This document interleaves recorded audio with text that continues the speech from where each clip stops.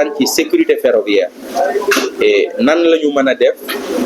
ba fi saxaar gi di jaar mën a am sécurité waxtaan ci waxtaanu gudd lool déglu ñëpp déglu GCO déglu ICS déglu bu baax aussi chemin de fer li nga xam ne ñoom moom lañ ci xalaat waaye aussi contrainte yi nga xam ne am nañ ko ci terrain ca am na loo xam ni peut-être DG dina ko waxal boppam bu baax a baax ñu gis ni fi raay bi di jaar am na ci yu bëree bëri yoo xamante ni amul clôture am na ci ay passage à niveau yoo xamante ni amul sécurité bi nga xam moo war a am ci passage à niveau am na ay passage à niveau yu bëri yoo xamante ni ay clandestin la ñu gis ni aussi am na ay lotissement yoo xamante ni ñu ngi à 3 mètres ci raay bi am na ñuy def commerce sax ñoo xamante ni commerce bi ak raay bi matul 1 mètre am na ñoo xamante ni ñu ngi toog ci kaw raay bi en prise ca yooyu yëpp ay jafe-jafe la ndax bu fekkee dañoo woote fii dañuy waxtaanee sécurité ferroviaire ndax xale bi fi dee barki démb dañoo war a góorgóorlu ba lu toll noonu du ñu dalaat ca moment bi am na ñu nga xam ci kawraay bi am na aussi ñu war a waxante dëgg bi ñu defee réunion bi yëpp ñu waxtaan dëgg bi ñëpp ñu wax ni ay décision wala ay points yoo xamante ni jël nañ ko yoo xamante ni ñun ñëpp dañ ciy liggéey ñi jàpp ni fi raay saxaar bi di jaar waaw saxaar gi moom fi muy jaar ñoom ci liñ wax loo leen waa may 15 mètres à gauche 15 mètres à droite loolu mooy sécurité fi saxaar gi di jaar ay la yëwét war nañu jël mesures yi ñu war a jël pour que ñu libérer fi saxaar gi di jaar parce que ku toog nag fi saxaar gi jaar ba pare ñu ni dañ leen a war a xeexal pour sécurité donc loolu yan wul maanaam donc libérer emprise yi loolu jàpp nañ ko bu baax a baax jàpp nañ ni aussi dafa am ay mesures urgentes yoo xamante ni aussi mënul xaar waaw parce que am na ci ay mesures yoo xamante ni tey mën na foog mu jël temps parce que am na zone yoo xamante ni ñoom liñ xalaat ni dañ ko fa war a def clôture peut-être foog ñu waxtaan ci ak population bi parce que ñenn ci population yi mën nañ ko jàppee coupure mën na dagg seen diggante ak yeneen quartier yi ñuy jàkkaar lool waaye mais am na ay mesures yoo xamante ni jarul xaar te mën nañ ko def ici et maintenant mooy surtout au niveau des passages à niveau ñu renforcer barrières yi renforcer sécurité renforcer surveillance yi au niveau de ces passages loolu jàpp nañ ni dañ def visite de terrain muy maire yi muy DG muy GCO muy ICS semaine prochaine boo xamante ni lii agglomération Thiès bu ñu demee ci visite de terrain jamono côté bu ñu dem point bu ñu dem li nga xamante ni ici et maintenant dañoo war a agir ñu ni fii nañ ko def bu fekkee dañu war a renforcer barrière ñu renforcer barrière bu fekkee dafa war a xaar clôture wala bu fekkee dañu war a renforcer surveillance aussi ñu ni dañ koy def jàpp nañ ni aussi dinañ teg benn comité de pilotage boo xamante ni mairie yi dinañ ci ne GCO dina ci ne ICS dina ci ne chemin de fer dina ci ne mais délégué de quartier yi nga xamante ni ñoom la train bi di traverser seen i quartier ñoom aussi dinañ ci def pour que liggéey bi ñu tàmbali tey mën a nekk point de départ ñu bañ a liggéey nii rek daal di dem mën a nekk point de départ ñu mën ko saytu ba sécurité ferroviaire de si Thiès waaye ñu boole ci beneen recommandation mooy liggéey bi ñuy def Thiès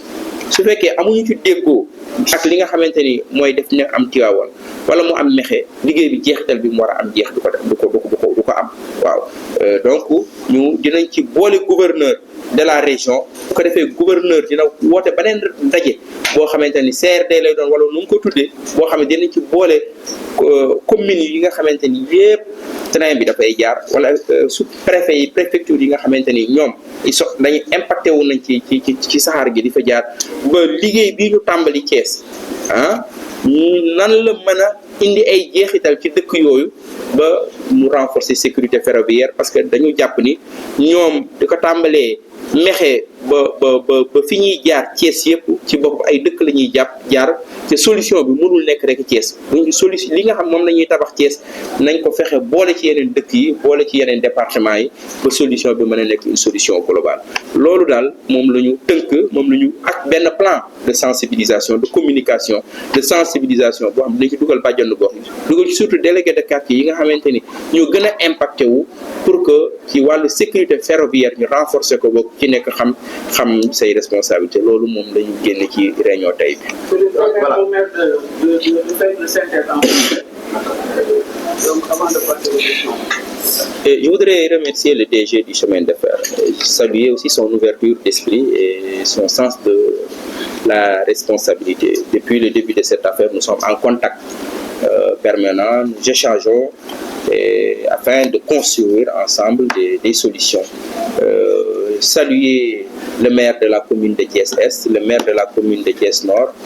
pour leur engagement à trouver aussi des solutions parce qu'ils sont impactés donc par le passage du train.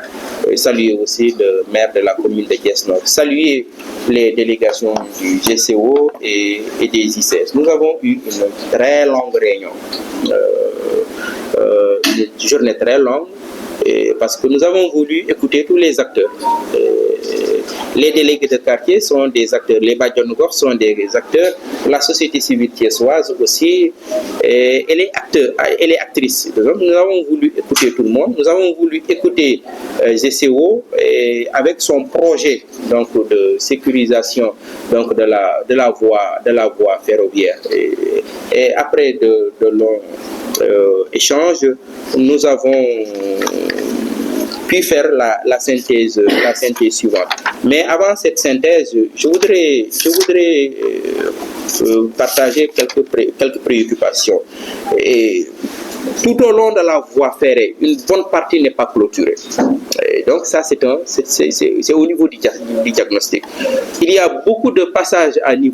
au niveau des agglomérations, mais il n'y a pas assez de sécurité au niveau de ces passages à niveau agréés. Et par contre aussi, il y a beaucoup de passages à niveau clandestin et qui posent aussi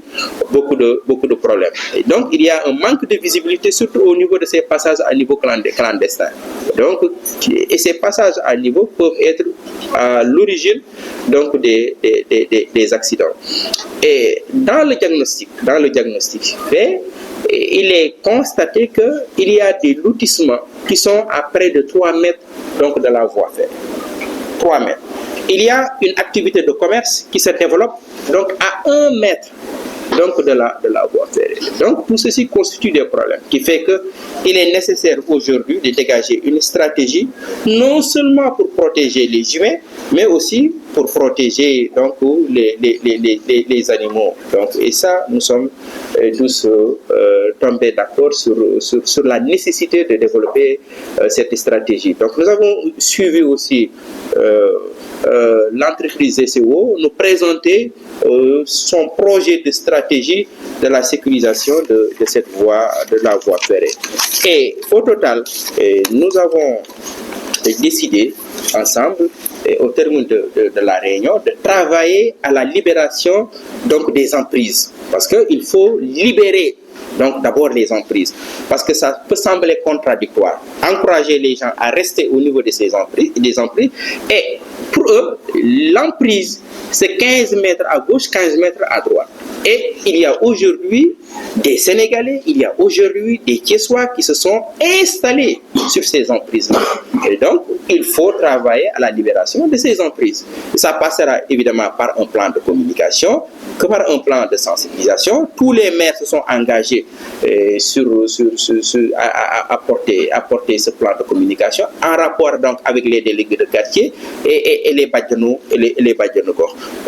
Il y a aussi donc la nécessité de mettre en place un comité de pilotage parce que tous les travaux de ce matin doivent être suivis, doivent être constitués un point de départ. Donc, raison pour laquelle nous avons décidé de mettre en place un comité de pilotage dans lequel nous aurons les différents maires ou leurs représentants, la direction du chemin de fer, la direction de GCO et des ICS, les délégués de quartier, surtout les délégués de quartier les plus impactés. Et donc, pour que ce plan de suivi puisse avoir une suite. Et nous avons décidé aussi la semaine prochaine de faire une visite de terrain avec ICS, GCO et le DG du chemin de fer sur le terrain et d'évaluer les débuts de solutions auxquels nous avons pensé, le projet de sécurisation, par exemple de GCO, et sur le terrain voir ce que ça la donne, parce qu'il nous faut agir ici et maintenant. Parce que certaines propositions de GCO demandent du temps, nécessitent du temps. Dans le projet, il y a le court et le moyen terme. Et ici et maintenant, je pense que nous devons agir. Une recommandation forte aussi de notre réunion, élargir la réunion aux autres municipalités qui ne sont pas dans l'agglomération de la ville de Thiès, et parce que GCO et ICS ou le chemin de fer sont confrontés aux mêmes problèmes. Et donc, je me suis engagé à faire un compte rendu aujourd'hui au gouverneur, et que le gouverneur va convoquer, ça va être un CRD ou quelque chose d'autre, une réunion plus globale, et dans laquelle une réunion à laquelle pourra prendre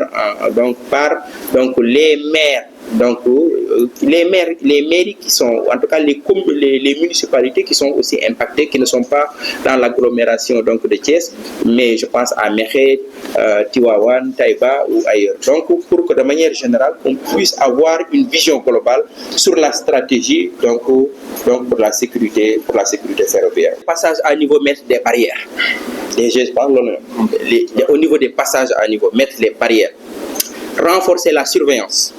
au niveau des passages à niveau. Maintenant, amna ci yo xamanteni zone à haut risque le Médina Fall. Ñepp d'accord nañ. Mais insécurité bi gëna mag jógewul ci passage à niveau. Est-ce que dañuy clôturer? Est-ce que dañuy def ay barrières rek? Est-ce que dañuy def loolu débat la? Parce qu'il faut nga impliquer ci population à ce niveau par rapport. Mais yooyu yëpp duñu daw débat bi li am solo mooy urgence bi mooy ñi nekk ci emprise bi jóg, parce que ñi nekk ci emprise bi bu ñu jógul train bi mi ngi daw, yaa ngi ko wax taxawul, suba dina ñëw, ginnaaw suba dina ñëw.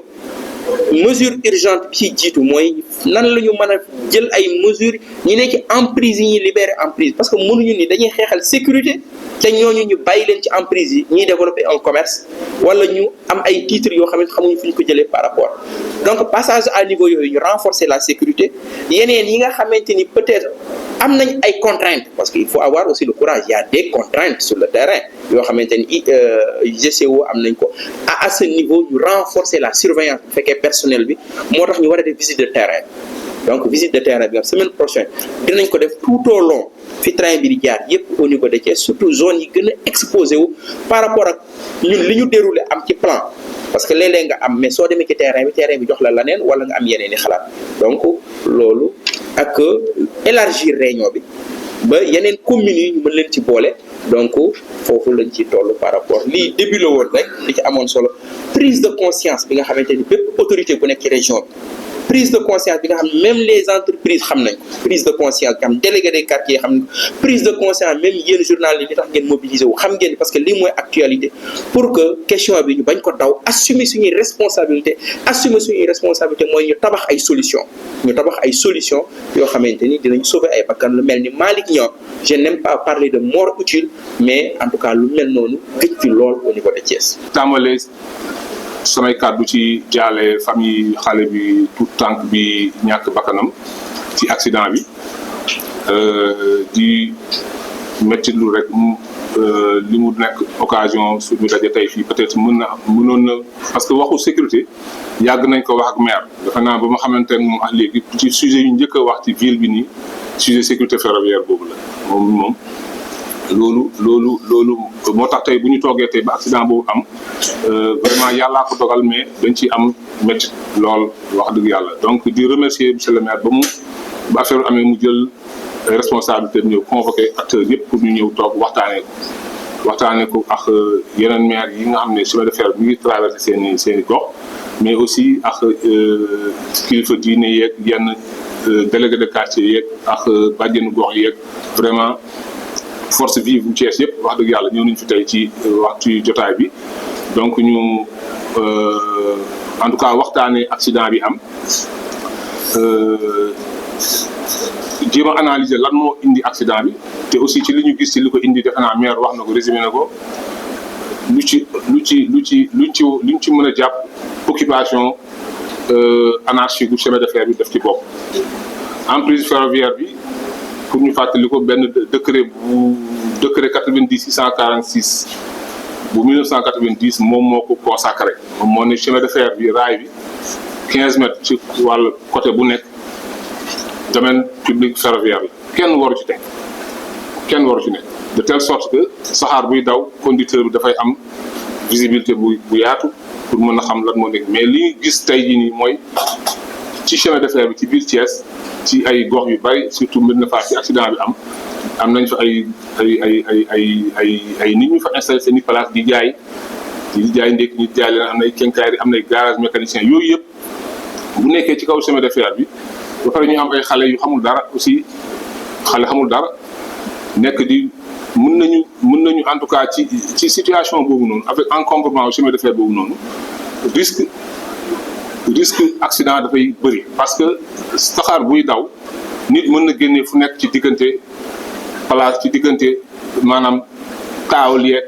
étalage yi nga xam ne def nañ ko ci kaw chemin de fer te bu boobaa conducteur bi nga xam ne moom mooy dawal du am benn possibilité pour réagir donc loolu malheureusement loolu mooy li am léegi nag dañu war a jël ay matuwaay ci loolu dès à présent il faut que mu am ay mesures yi nga xam ne dañ ko war a jël tout de suite am ay mesures yi nga xam ne peut-être dinañ ko gën a xóotal waxtaanee ko ak ñu ngi ko war a waxtaanee yëpp pour que en tout cas ci fan yi ñu jëm weer yi ñu jëm ñu am ay mesures yi nga xam ne moom mooy régler problème de manière définitive mais dans l'urgence am na ay mesures yi nga xam ne arrêté nañ ko te monsieur le maire wax na ko mooy déjà commencer sensibiliser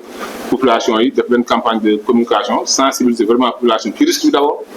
mais aussi sensibiliser leen ci nécessité emprise ferroviaire bi vraiment ñu parce que sécurité foofu lay tàmbalee mooy emprise ferroviaire ñu fexe ba dégager ko kenn bañ ci nekk après nag ëllëg est-ce que ñu xool nan la ñuy def pour empêcher xale bu xamul parce que mag bu gisee saxaar buy ñëw danger la du ñëw ci train ci raay bi loolu c'est sûr mais xale bu xamul dara wala mag bu àndut ak xelam wala peut-être ba ci mala yi sax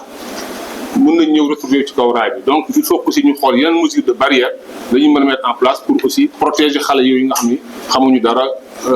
am conscient wuñu ci danger bi nga xam ne train bi romb moom la représenté donc loolu daal tey moo tax di rafetluwaat encore monsieur le maire jotaay bi ñu am tey ak aussi mesures yi ci génn yëpp di am yaakaar ni peut-être ci fan yi ñu jëm ni dinañ commencer mise en œuvre immédiatement sur le terrain pour vraiment relever niveau sécurité circulation train yi